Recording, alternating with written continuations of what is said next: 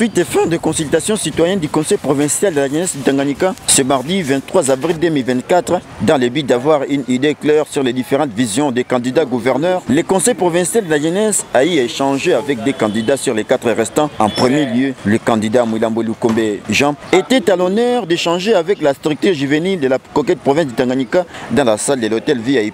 Dans ces échanges, il était question d'établir sur plusieurs sujets liés au développement et l'avancement de la province. Très ému de ces échanges, le candidat gouverneur Mwilambo Lukombe Jean a appelé la jeunesse d'être rigoureux envers ceux qui vont diriger et par ailleurs a eu l'impression tout de même, en félicitant la jeunesse à l'initiative prise, en ayant son principe qui dit « Avec vous et pour vous, une autre façon de gérer la province est aussi possible », a-t-il déclaré devant la presse au sortir de ces échanges. C'est une très belle initiative parce que on sent que les jeunes veulent s'assumer. Les jeunes veulent prendre à main le destin de leur province. C'était bien. Il y a beaucoup de jeunes qui sont intellectuels, qui se défendent bien et qui posent des questions très mûres et auxquelles nous avons répondu. Je suis content d'abord de l'appellation Baba Tanganyika. Et je le suis réellement. D'abord, de par mon âge, et en plus avec mon principe qui dit avec vous et pour vous, une autre façon de gérer la province est possible.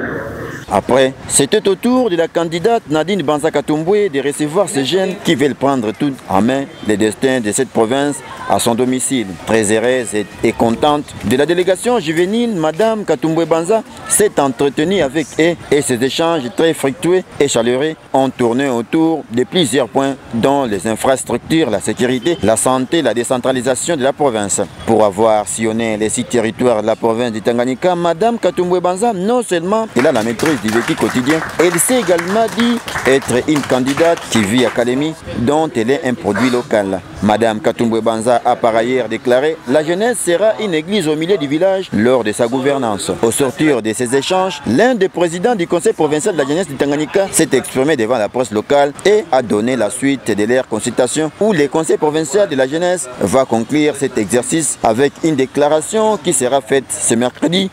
Et ce soir, nous venons de finir à peine avec Madame Nadine Katumbwe. Les consultations ont été bien passées. Et pour rappeler, ce n'est pas la dernière consultation.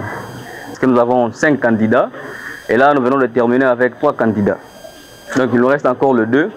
Bien évidemment, les impressions sont bonnes parce qu'ils ont eu l'ambition depuis longtemps de postuler comme candidat gouverneur. Nous avons apprécié, ils ont donné les go de leur message. Et nous patientons en tout cas le samedi parce qu'ils vont commencer leur campagne bientôt. Nous serons à l'Assemblée pour assister parce qu'ils vont étaler. Ils étaient en train de donner les gros de leur projet. Et le samedi, en tout cas, nous aurons le détail de ce message. Mais les impressions sont bonnes, en tout cas, nous sommes satisfaits. Et nous demandons, en tout cas, à la population de rester aux aguets parce que la jeunesse, dans son entièreté, va se prononcer le mercredi. Avant de déposer les cahiers de charges à tous les candidats, nous allons nous prononcer pour clôturer. Il s'est de signaler que la campagne des candidats gouverneurs débute le samedi 27 avril 2024 où ces derniers vont étaler leurs projets de société devant les élus provinciaux dont 5 candidats sont à liste pour le gouvernorat de la province du Tanganyika.